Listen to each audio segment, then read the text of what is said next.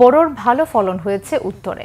উৎপাদনে অতীতের রেকর্ড এবার ভাঙবে বলে আশা কৃষকদের, তবে দাম নিয়ে তাদের মধ্যে হতাশা রয়েছে। এদিকে 22 লাখ টন চাল উৎপাদনের আশা করছে কৃষি বিভাগ, যার গড় মূল্য প্রায় 11,241,55,00,000 টাকা।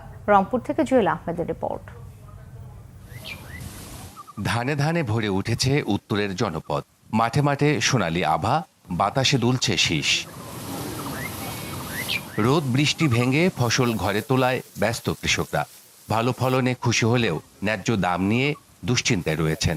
আছে নানা অভিযোগও।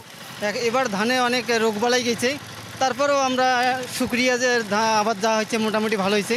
এখন ন্যায্য দাম যদি পাওয়া যায় এটাই আর কি বড় কথা। মূল্য যদি না পাই তাহলে আমাদের লস হয়ে যাবে এবং আমরা মারা পড়ে যাবো। ওষুধ কোম্পানি গেলে আছে, এলে আমাদেরকে ক্ষতি করছে, বিভিন্ন ধরনের ওষুধ দিছে, কাজ হয় নাই। ধানের মন দিচ্ছে 1100 টাকা, 1020 টাকা, তাতে আমার খরচ পড়ে গেছে 1400 টাকা মন, তাতে আমার ভর্তুকি দেওয়া লাগে 200-250 টাকা। তাহলে আমরা বাঁচি করতে থেকে। কৃষি কর্মকর্তারা বলছেন, বোরোর বাম্পার ফলনে কৃষকদের সব ধরনের পরামর্শ দেওয়া হয়েছে। ভালো দাম পেতে ধান বিক্রি না করে কিছুদিন ধরে রাখার আহ্বান তাদের।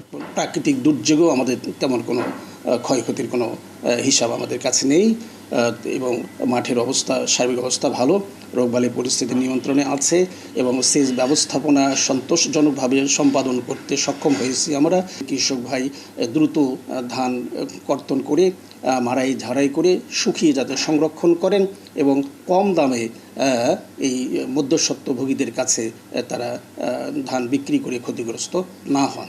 কৃষি অঞ্চলের 5 জেলায় 5,96,000 হেক্টর জমিতে এবার বোরো চাষ হয়েছে।